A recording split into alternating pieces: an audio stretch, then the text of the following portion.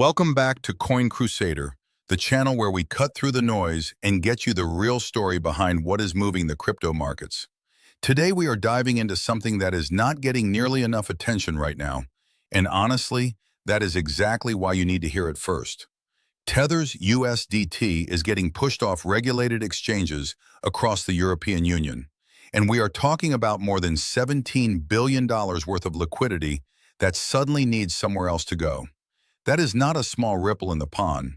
That is a wave, and I think it is about to lift two names higher than almost anyone is currently pricing in: XRP and Ripple's own stablecoin, RLUSD.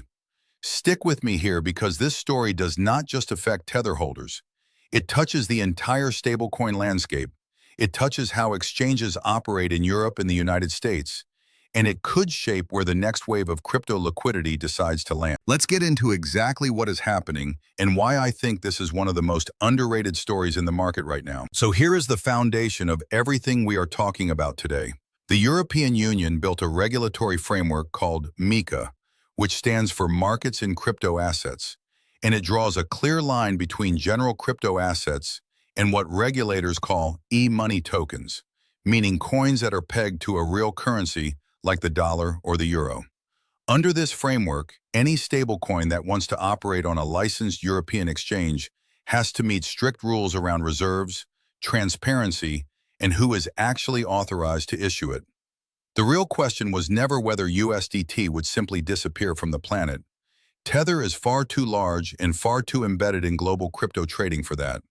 The real question was whether USDT could actually slot into this new European structure being built around MiCA, the Anti-Money Laundering Authority, the European Central Bank, and the European Securities and Markets Authority. As it turns out, USDT does not currently meet the definition required to operate as a regulated currency token inside the EU, and that single fact is reshaping the entire stablecoin map across Europe. Let's talk numbers for a second because they matter. Reports are pointing to roughly $17.5 billion worth of USDT being removed from regulated European exchanges. And remember, Tether's total circulating supply sits north of $186 billion globally.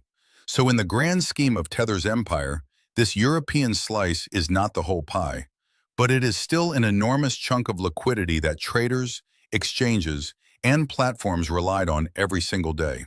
When you pull that much liquidity out of a market, something else has to step in to fill the gap. Traders still need a stable, dollar-pegged asset to park funds in, to trade pairs against, and to move value around without going back to fiat every time.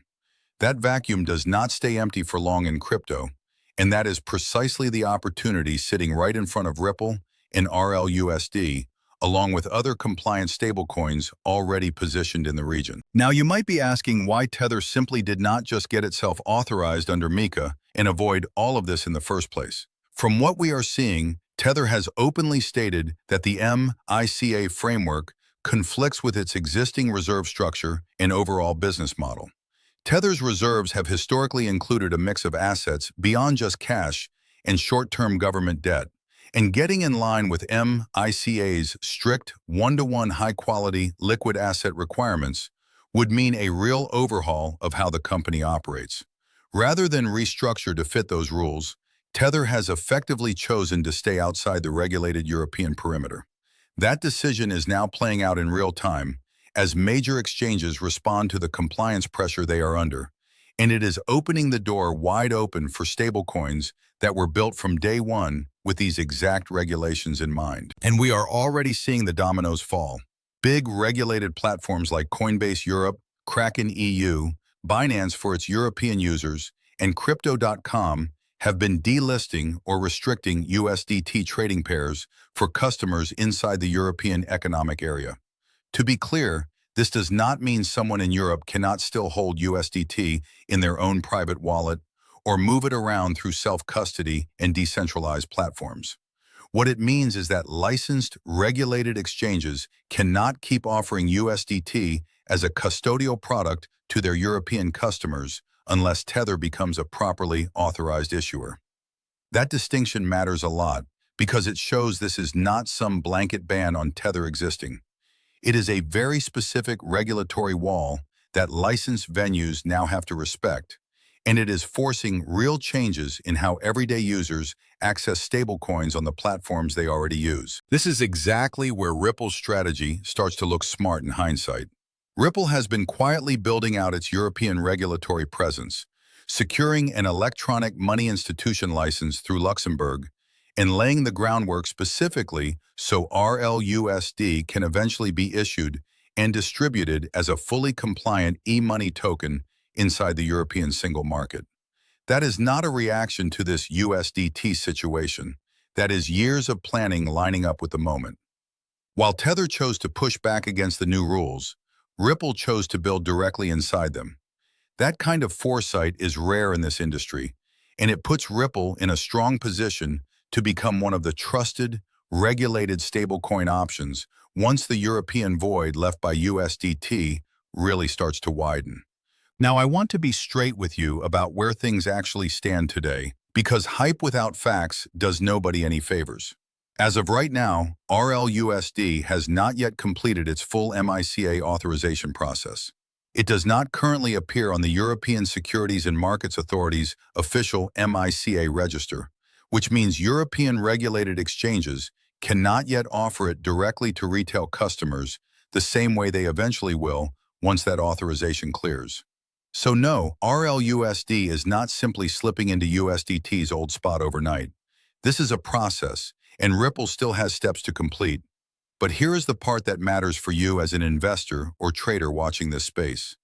Once RLUSD does appear on that ESMA register, that is going to be a major headline moment, and I expect it to trigger a fast wave of exchange listings once that gate finally opens. We are already seeing smaller but telling signs of this shift happening on the ground. One clear example is CoinMetro, which announced that starting June 25th, all of its USDT trading pairs would begin migrating over to USDG, a different regulated stablecoin. They are rolling this out in phases, with major assets like XRP, ADA, and XLM getting a bit more transition time before the full switch takes effect. Tether built an enormous trading infrastructure where its stablecoin sits opposite nearly every other asset on the platform. So unwinding that kind of deep liquidity is not simple. But the direction is clear. Exchanges across Europe are actively building replacement infrastructure, and whichever stablecoin manages to plug into the most trading pairs the fastest is going to capture a meaningful slice of that displaced liquidity. While all of this is unfolding in Europe, the United States is moving on a very similar track, and you need to understand both sides of this story together. Treasury's Financial Crimes Enforcement Network, working alongside the Office of the Comptroller of the Currency, the Federal Reserve, the FDIC, and the National Credit Union Administration, has put forward a coordinated proposed rule that would require certain payment stablecoin issuers to run full customer identification programs, anti-money laundering checks, and sanctions screening, essentially treating them like traditional financial institutions under the Bank Secrecy Act. This is not some isolated agency acting alone. Multiple major regulators are aligning here, and that kind of coordinated move tends to signal that the rules are not going away or getting watered down. They are getting built out and locked in. This rulemaking is part of implementing the Genius Act, the federal framework Congress passed to formally regulate payment stablecoins in the United States. Under this law, qualifying issuers have to maintain full backing in cash or short-term, high-quality liquid assets like treasuries, plug into existing U.S. payment infrastructure, and operate under direct federal oversight. The goal is to bring stablecoins fully into the regulated financial system, rather than letting them operate in a gray zone. For everyday crypto users and investors, this is a big deal because it pushes payment stablecoins much closer to bank-grade regulation. That can be a real positive for legitimacy and institutional adoption. But it also means a lot more reporting, monitoring, and compliance infrastructure sitting underneath the coins you might be using every day without even thinking about it. Here is where it gets tough for Tether specifically. USDT, as it exists today, simply was not built around this kind of framework. Historically, Tether operated offshore, outside the direct reach of U.S. banking regulators, and its reserve makeup at times included assets beyond the narrow, high-quality, liquid category that Genius Act-compliant issuers are now required to hold. Things like Bitcoin and other investments mixed into the reserve pool. That structure stands in real contrast to the tighter, bank-aligned reserve model that something like USDC has followed for years. Unless Tether restructures significantly or rolls out an entirely new compliant product, real pressure is building toward restricting USDT's role inside the US market over time. And that is not speculation. That is the direction every recent regulatory signal is pointing toward. And Tether clearly sees this coming too, because the company has already announced plans for a new, separate stablecoin built specifically to meet US compliance standards going forward, distinct from the legacy USDT that has powered crypto trading for years. Think about that for a second. If the existing product could simply be brought into compliance, why launch an entirely new coin instead? That question is worth sitting with. It tells you the gap between USDT's current structure and what regulators on both sides of the Atlantic are now demanding is not a small technical fix.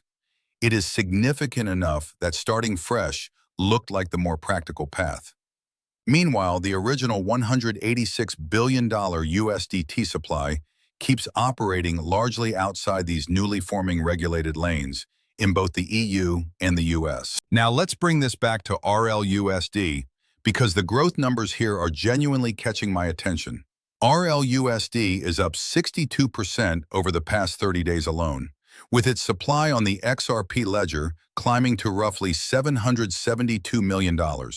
And that figure does not even include its presence on Ethereum. That kind of growth does not happen by accident. It tells you real demand is building quietly in the background, while most of the market is distracted by louder headlines elsewhere. I always try to pay close attention to these kinds of underlying flows, because by the time a story becomes the obvious headline everyone is talking about, the early move has usually already happened. Right now, RLUSD's growth curve is exactly the kind of signal worth watching closely in the weeks ahead. This regulatory shift is not isolated to one or two platforms either. Earlier this year, the major exchange, OKX, delisted Tether trading pairs for its European users well ahead of MiCA's full rollout, showing that exchanges were already preparing for this outcome long before it became a mainstream story. Multiple voices across the crypto research community have pointed to this coming July as a genuinely pivotal month, with European and US regulatory timelines converging at roughly the same moment. Regulators on both sides appear to be moving with real urgency to get these frameworks fully implemented. And that urgency tells you this is not a slow, drawn-out process anymore. It is accelerating, and the platforms, issuers, and traders who adapt fastest are going to be the ones positioned best when the dust settles. On the listings front, RLUSD is already live on several notable platforms, including Kraken, Bitstamp, and LMAX, and Ripple continues expanding its enterprise integrations at a steady pace. That said, I want to keep this balance for you. How large a role RLUSD ultimately plays specifically in European retail trading is still an open question. And right now, already established players like USDC may actually be capturing more of that immediate displaced liquidity simply because they got their European compliance sorted out earlier. Meanwhile, Binance is reportedly on track to lose its ability to operate in parts of the EU after its MiCA license application in Greece is expected to be rejected, which shows just how seriously regulators are enforcing these new standards, even against the largest names in the industry. This regulatory tightening goes well beyond just stablecoins too. Across the broader European crypto exchange landscape, only around 250 firms have received full MiCA approval so far, down from an estimated 2,700 to 3,000 platforms that were operating before these rules took full effect. That is a massive contraction in the number of licensed operators, and it should be a wake-up call for anyone trading on a platform without confirming its regulatory status. If you are using an exchange in the EU, or even keeping an eye on US platforms, now is genuinely the time to check whether that platform is properly licensed under these new frameworks, because the protections you assume you have may simply not exist if your exchange falls outside the regulated perimeter. So here is my honest read on all of this as we wrap up. The crypto industry is moving into a clearly defined regulatory era, whether individual companies like it or not, and the platforms and assets built to operate inside that structure are the ones positioned to come out ahead. Tether built an empire on speed and global reach, but that same approach is now running into real friction in two of the world's largest financial markets. Ripple, on the other hand, spent years quietly building toward exactly this kind of regulatory alignment, and RLUSD's recent growth numbers suggest the market may already be noticing. I want to hear from you on this one. Do you think RLUSD and XRP are genuinely positioned to capture this opening in Europe? Or do you think established names like USDC keep the lead here? Drop your thoughts in the comments, give this video a like if you found it valuable, and subscribe so you do not miss the next update as this story keeps developing. This is Coin Crusader, signing off. See you in the next one.